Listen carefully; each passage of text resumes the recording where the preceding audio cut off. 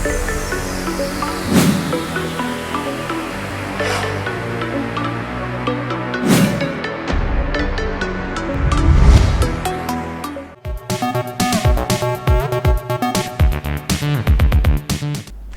Hello welcome to best of the day. మరి ఈ రోజు మన బెస్ట్ ఆఫ్ ది డేలో కొత్త విషయాలతో పాటు కొన్ని ఆసక్తికరమైన నిజాలు మరి చరిత్రలో ఈ రోజు జరిగిన ముఖ్య సంఘటనల గురించి తెలుసుకుందాం. మరింత ఆలస్యం లెట్స్ స్టార్ట్ ది ప్రోగ్రామ్. ముందుగా ప్రపంచ ముంపు నివారణ దినోత్సవం గురించి చెప్పుకుందాం. ప్రపంచవ్యాప్తంగా చాలా మంది నీటిలో మునిగి ప్రాణాలు కోల్పోతుంటారు. ఐక్యరాజ్య సమితి గణాంకాల ప్రకారం ప్రతి సంవత్సరం 2,36,000 మంది నీటిలో మునిగి ప్రాణాలు కోల్పోతున్నారు. ఇది చాలా పెద్ద సంఖ్య. అధిక వర్షపాతం వల్ల సంభవించే వరదలు కారణంగా ఎలాంటి సంఘటనలు జరుగుతున్నాయి. ప్రపంచ స్థాయిలో ఈ సమస్యలన్నింటిపై సామూహిక అవగాహన కల్పించే లక్ష్యంతో ఏప్రిల్ 2021లో ఐక్యరాజ్య సమితి జనరల్ అసెంబ్లీ జూలై 25న వరల్డ్ డ్రౌనింగ్ ప్రివెన్షన్ డే జరుపుకోవాలనే ప్రతిపాదనకు అంగీకరించింది. అంచనాల ప్రకారం ప్రతి సంవత్సరం 2,36,000 మంది నీట మునిగి ప్రాణాలు కోల్పోతున్నారు. మునిగిపోవడం వల్ల ఈ మరణాల సంఖ్య చాలా భయానకంగా ఉంది. ఇది కూడా తీవ్రమైన సమస్యగా మారింది.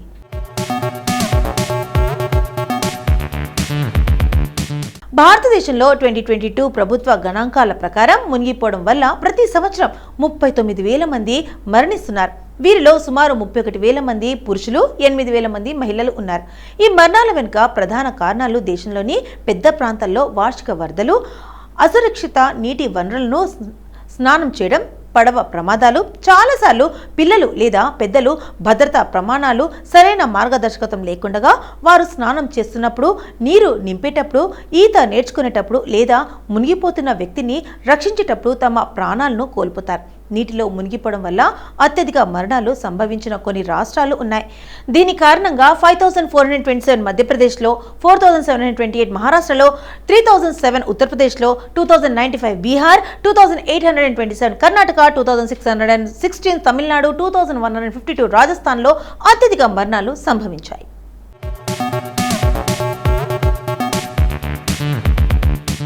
వర్షాకాలంలో నీటి వనరులన్నింటికి జీవకళ వస్తుంది. చెరువులు, కుంటలు నిండుకుంటాయి.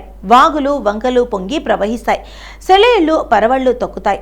జలపాతాలు జాలువారుతాయి. ఈ దృశ్యాలు మనందరినీ కనువిందు చేస్తాయి. జలకాలాటలతో పరవశించిపోవాలని ప్రేరేపిస్తాయి. వర్షపు నీటిలో ఆటలాడుకోవడం, విహారయాత్రలను చేస్తూ మాన్సూన్ అందాలను ఆస్వాదించుకోవడంలో తప్పులేదు. కానీ ఈ అందాలను వెనుక కొన్ని ప్రమాదాలు పొంచి ఉంటాయి. ముఖ్యంగా ఈతకు వెళ్లి గల్లం తవ్వడం, నీటిలో మునిగిపోవడం, వరదల్లో కొట్టుకో వంటి ఘటనలు ఈ సీజన్లోనే చోటు చేసుకుంటాయి. అంతేకాకుండా నీటిలో మునిగి మరణిస్తున్న వారిలో 80% మంది పురుషులే ఉంటారని గణాంకాలు తెలియజేస్తున్నాయి.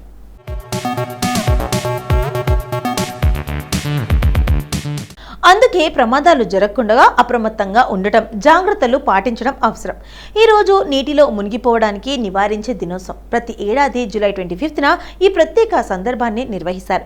ఈత కొట్టేటప్పుడు లేదా నీటి క్రీడల్లో పాల్గొనేటప్పుడు, నీటిలో దిగేటప్పుడు మునిగిపోకుండా ఎలాంటి జాగ్రత్తలు తీసుకోవాలనే దానిపై అవగాహన కల్పించడం ఈ రోజుకు ఉన్న ముఖ్య ఉద్దేశం. ఈ ప్రత్యేక సందర్భాన్ని పురస్కరించుకొని ఈ వర్షాకాలంలో నీటి ప్రదేశాలకు వెళ్ళేటప్పుడు, ఈత కొట్టేటప్పుడు ఎలాంటి నీటి భద్రతా చర్యలు తీసుకోవాలో కొన్ని చిట్కాలను ఇక్కడ తెలియజేస్తున్నాం. వీటిని పాటించడం ద్వారా ఎవరైనా నీటిలో మునిగిపోయే ప్రమాదం నివారించవచ్చు. మద్యం సేవించి నీటిలో దిగకూడదు. నీటి వద్దకు వెళ్ళేటప్పుడు కానీ లేదా ఈత కొట్టేటప్పుడు కానీ ఆ వ్యక్తి మద్యం సేవించి ఉండరాదు.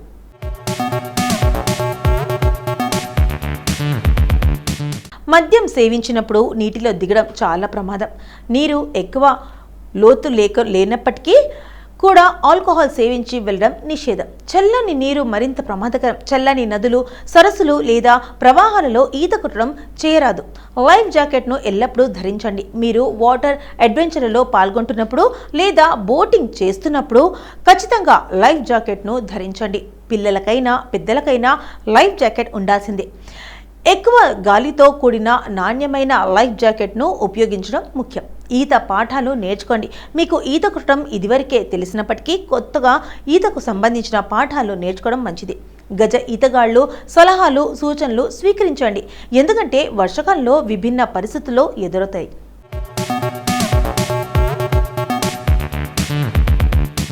ఎప్పుడు ఒంటరిగా ఈత కొట్టకూడదు. ఎప్పటికైనా ఒంటరిగా ఈత కొట్టకూడదు. ఈత తెలిసిన స్నేహితులు మీ బృందంలో ఉండాలి. లైఫ్ గార్డులు ఉన్న నిర్దేశిత ఈత ప్రాంతాలలో మాత్రమే ఈత కొట్టండి. ఎక్కువ దూరానికి కానీ ఎక్కువ లోతుల్లో ఈత కొట్టడానికి ప్రయత్నించకండి. ఈత కొట్టేటప్పుడు ఎల్లప్పుడూ అప్రమత్తంగా ఉండండి. పరధ్యానాన్ని నివారించండి. ప్రవాహాలు ఎక్కువైనప్పుడు అప్రమత్తం. వర్షాకాలంలో బహిరంగ ప్రదేశాల్లో ఈత కొట్టేటప్పుడు జాగ్రత్త. ప్రవాహ ఉధృతిని ఎప్పటికప్పుడు గమనిస్తుండండి. ఎందుకంటే ఎగువక అకస్మాత్తుగా కురిసే భారీ వర్షాలు, క్లౌడ్ బర్స్ట్ వంటి పరిస్థితుల కారణంగా వరదలు ఒక్కసారిగా ముంచెత్తవచ్చు. కాబట్టి ప్రవాహాలు ఎక్కువైనప్పుడు అప్రమత్తంగా ఉండాలి. ఈతను ఆపేసి బయటకు దూరంగా వచ్చేయాలి. చిన్న కోలను ఈత కొట్టడం చాలా సులభమైన కానీ సరస్సు, నది లేదా సముద్రంలో ఈత కొట్టడం ఈ వర్షాకాలంలో అత్యంత కఠినమైన సవాళ్లతో కూడుకున్న వ్యవహారం. కాబట్టి ఈ వర్షాకాలంలో నీటి ప్రదేశాల వద్ద పెద్దలుగా మీరు జాగ్రత్తలు తీసుకోండి. పిల్లలకు నేర్పించండి. మునిగిపోయే ప్రమాదాలను నివారించండి.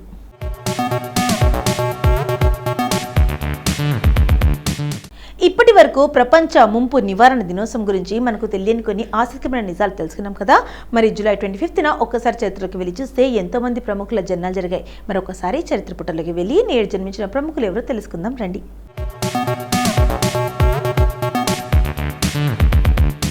జిమ్ కార్బెట్ అని పిలువబడే ఎడ్వర్డ్ జేమ్స్ కార్బెట్ భారతదేశంలోని జన్మించిన ఐర్లాండ్ సంతతి వాడైన ప్రముఖ రచయిత, వేటగాడు, జంతు సంరక్షకుడు అయిన అధికారి.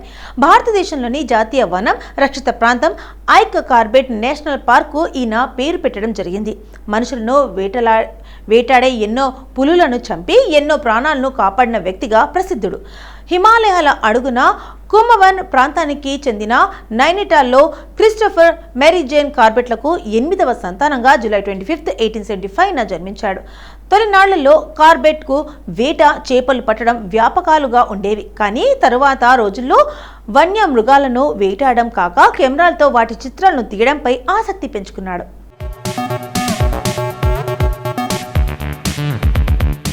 ఆచార్య బాలకృష్ణ భారతదేశం చెందిన ఆయుర్వేద నిపుణుడు. పతాంజలి ఆయుర్వేద ఉత్పత్తుల సంస్థల కార్యనిర్వాహక అధికారి. యోగ సందేశ్ అనే పత్రికకు ముఖ్య సంపాదకుడుగాను, పతాంజలి విద్యాపీఠానికి అధినేతగాను బాధ్యతలు నిర్వహిస్తున్నాడు. బాలకృష్ణ అసలు పేరు నారాయణ ప్రసాద్ సుబేది. ఆయన నేపాల్లో జూలై 25, 1972న జన్మించారు. బాలకృష్ణ భారతీయ పౌరసత్వానికి సంబంధించి తన విద్యార్థుల నేపథ్యంలో అనేక వివాదాల్లో ఎదుర్కొన్నాడు. 2011లో సిబిఐ అతని మీద ఫోర్జరీ, మోసం అభియోగాలు మోపింది. వారి అభియోగం ప్రకారం ఆయనకు జారీ చేసిన పాస్పోర్ట్ నకిలీ హై స్కూల్ గ్రాడ్యుయేషన్స్ పత్రాల ఆధారంగా ఇచ్చారని, అతను అనుమతి లేకుండా పిస్టల్ను కలిగి ఉన్నాడని పేర్కొంది.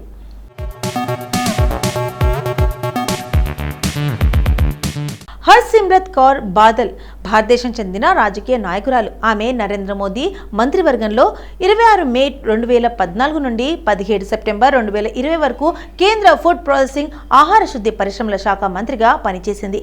హర్సిమ్రత్ కౌర్ బాదల్ రైతు సంబంధిత ఆర్డినెన్స్లో అండ్ చట్టాలకు వ్యతిరేకంగా 17 సెప్టెంబర్ 2020న తన మంత్రి పదవికి రాజీనామా చేసింది. హర్సిమ్రత్ కౌర్ బాదల్ 1966 జూలై 25న న్యూఢిల్లీలో జన్మించారు. హర్సిమ్రత్ కౌర్ బాదల్ పంజాబ్ మాజీ ఉప ముఖ్యమంత్రిని శిరోమణి అకాలీదళ్ అధ్యక్షుడు సుఖ్బీర్ సింగ్ బాదల్ భార్య. ఆమె 2009లో జరిగిన పార్లమెంట్ ఎన్నికల్లో బఠిండా నియోజకవర్గం నుండి శిరోమణి అకాలీదళ్ అభ్యర్థిగా పోటీ చేసి భారత జాతీయ కాంగ్రెస్ అభ్యర్థి రణ్ధీర్ సింగ్ పై 1,20,960 ఓట్ల మెజార్టీతో గెలిచి 15వ లోక్సభగా ఎంపికైంది.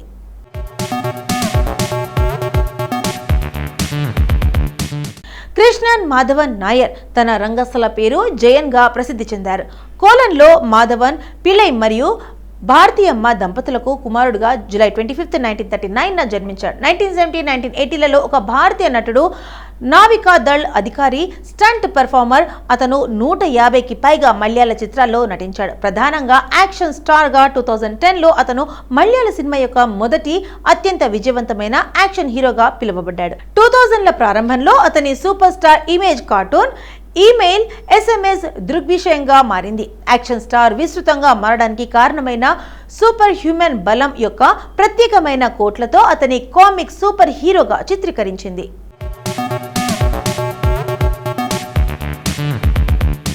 రాహుల్ మహాజన్ ఒక భారతీయ రియాలిటీ షో ఎంటర్టైనర్, మాజీ పైలట్. అతను మాజీ కేంద్ర మంత్రి ప్రమోద్ మహాజన్ కుమారుడు. అతను Bigg Boss season 2, Bigg Boss Halla Bol, Bigg Boss 14 వంటి రియాలిటీ షోల్లో పోటీదారుడుగా కనిపించాడు. రాహుల్ మహాజన్ జూలై 25, 1975న మహారాష్ట్రలో జన్మించాడు. 2008లో రాహుల్ బిగ్ బాస్ సీజన్ 2లో పాల్గొన్నాడు. ఆ సీజన్లో ఆయన ఫైనలిస్ట్. కానీ గ్రాండ్ ఫినాలేకు 2 రోజుల ముందు రాహుల్ మహాజన్, రాజా చౌదరి, ఆశుతోష్ కౌశిక్, జుల్ఫీ సయ్యద్ ఇంటి నుండి బయటకు రావడానికి గోడ ఎక్కారు. Mahajan రాఖీకా Swayamvar reality show sequel అయిన రాహుల్ దుల్హనియా లే జాయేంగేలో పాల్గొన్నారు.